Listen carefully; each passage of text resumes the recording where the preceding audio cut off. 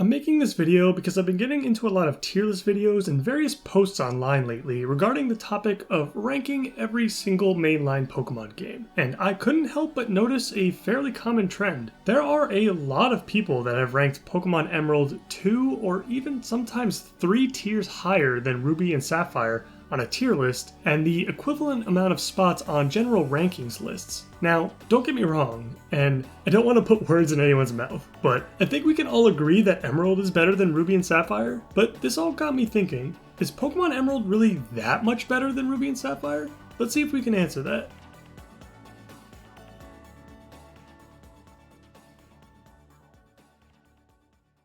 Pokemon Emerald saw a lot of changes from the two original Gen 3 games, some of those changes being huge and some very subtle. Let's take a look at some of these improvements that Emerald had to offer, and then let's decide just how much better Emerald got as a result of these improvements.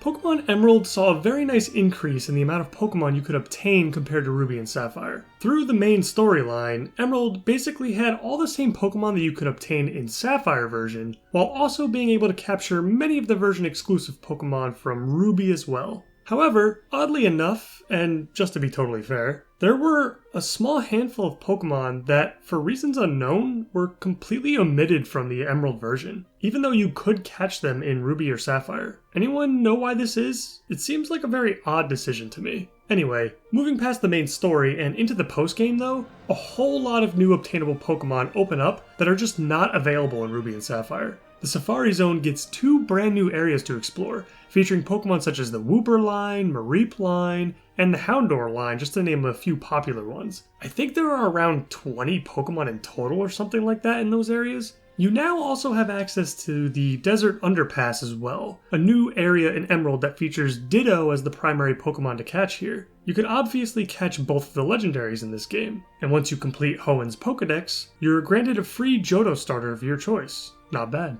So how much better is Emerald in this category than Ruby and Sapphire? I'm going to grade this as better. Not a lot better, just better. Having all those new Pokemon added to the game is great, but it's still weird to me that 7 Pokemon were seemingly removed from Emerald for no reason. It would have also been nice if we could obtain both Latios and Latias as well, but at least in Emerald you do get to pick which one that you want.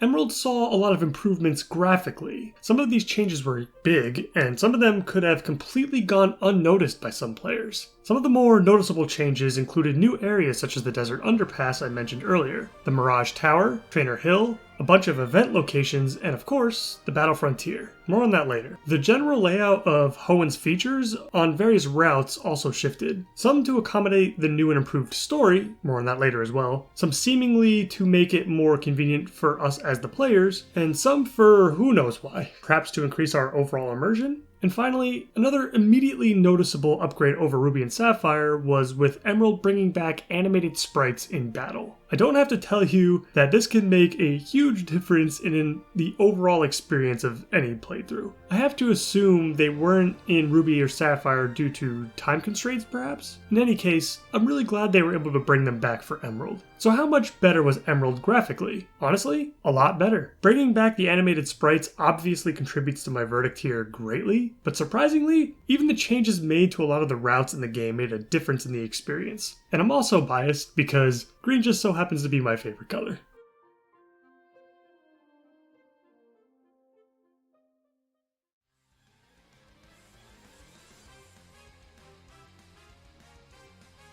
Pokemon Emerald saw a massive shift in the way you battled against every type of trainer you came across. For random trainers throughout the Hoenn region, the biggest improvement being the emphasis on double battles, which makes a lot of sense considering that Ruby and Sapphire were the games to first introduce this mechanic. And yet, those games barely featured it throughout the game. It's almost as if Game Freak was afraid of how the players would react to the new style of gameplay. Fortunately, it worked out wonderfully, and I really appreciate that they heavily encourage double battles in Emerald. And something else that was nice about it was that if you didn't personally enjoy double battles yourself, most of them weren't required. You could talk to one of the trainers directly to engage in a single battle instead. They let you play the game how you wanted to play it. Suffice it to say, this was a huge improvement over the first two games. Random trainers weren't the only ones that saw improvements though. Gym leaders and members of the Elite Four also saw changes to their teams from Ruby and Sapphire. Their teams were made more challenging by adding additional Pokemon to their teams,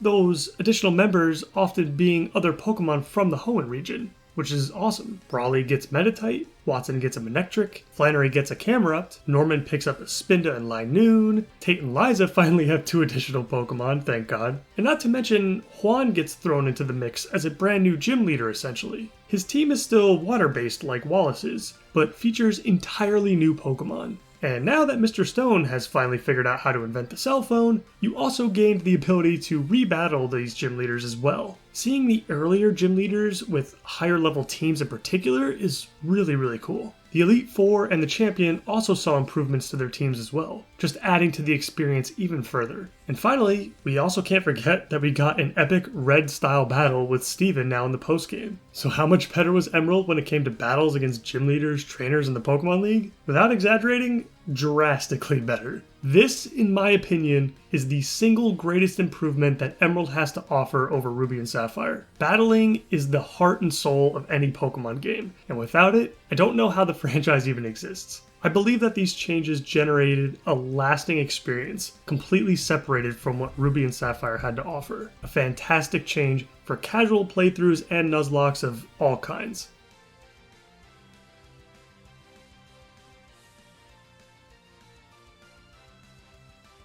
This is the Battle Tower, and this is the Battle Frontier. I could probably stop right there, but I suppose I should go over a few things. The Battle Tower in the 2 base games was a way to experience competitive Pokemon, but against NPCs instead of real-life players. And it's not bad. But the Battle Frontier has that, plus a whole fucking shitload of other stuff. Emerald includes the factory, arena, dome, pike, palace, and pyramid, all on top of the original Battle Tower. It's nuts. Each one offers a completely different way of playing the game, all of which are as difficult, if not some being even more difficult than the original Battle Tower. The Battle Frontier was so special because of the combination of difficulty and replayability. Because each facility is so challenging, reaching the boss fight in each one is extremely exciting and nerve-wracking at the same time. But that's what makes it so memorable for so many people. You had to work hard just to be in those moments. As for the replayability,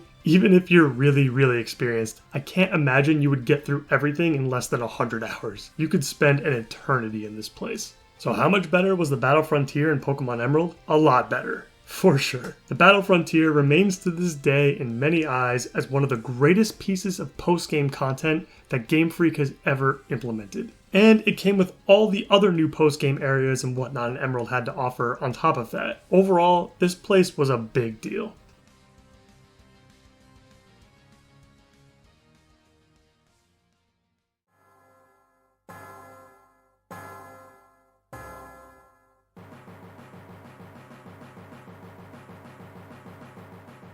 While the Battle Frontier is something that could be missed due to it being optional content, the changes made to the story are impossible to not notice. In Ruby and Sapphire, the 2 respective evil teams in Team Magma and Aqua are portrayed in a way that one is more of the bad guy and the other can honestly be looked as kind of a good guy in a way. I always thought this was very strange, even as a kid, because their goals were basically the same. But somehow one team's actions could be justified while the other team was just pure evil. Emerald fixed this a lot, getting both teams involved equally. Both teams felt like they were up to no good and didn't know what they were getting themselves into though. I really enjoyed the script and the pacing for the most part, because they made the team leaders in Maxie and Archie feel relatable in some ways. Like, you could understand their motives to a certain degree, with both having desires to make the world a better place. It's not just about world domination, like in some of the other mainline games. Emerald made these distinctions much more clear than the other 2 games in my opinion.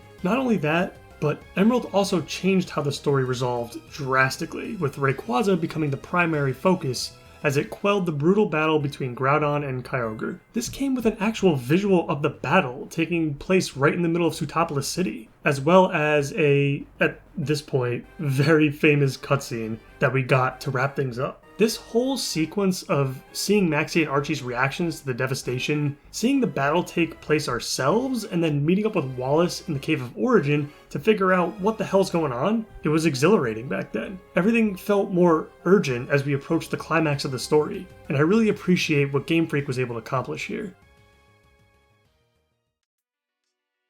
So with that being said, how much better was the story in Pokémon Emerald over Ruby and Sapphire? I have to say, a lot better. Game Freak was able to take a lot of what didn't make sense in Ruby and Sapphire and turn it into something much more cohesive with Emerald. Everything just flowed better with big story moments that felt more impactful and more epic. Just think about it. When you look back on Hoenn's storyline, what's the first thing you think of? Most would probably say that cutscene, right? In the beginning of this video, I wanted to know why so many people rated Pokémon Emerald so much higher than Ruby and Sapphire. I think we can all agree that it is better, but was it that much better? Well, in my opinion, yes, I think it is. Something I haven't mentioned yet was that I wasn't able to play Emerald myself until I was much older. And so maybe the nostalgia I had for Sapphire in particular back when I was only 11 years old kept me from noticing just how different Emerald was, how different it felt. This may come across as a no-brainer, I mean just look at the content I've posted so far, but Pokémon Emerald has become my favorite Pokémon game of all time, and I don't think that will ever change. And with that, this video is now over. I will never grow tired of making videos about these games. Emerald in particular just means so much to me, and the imprint it has left on myself as a gamer in general is everlasting. Please like the video and subscribe to the channel if you enjoyed it, and let me know if you agree or disagree with anything I've said about Emerald. And let me know what your favorite part about Pokemon Emerald is. That's it from me. I'll see you next time.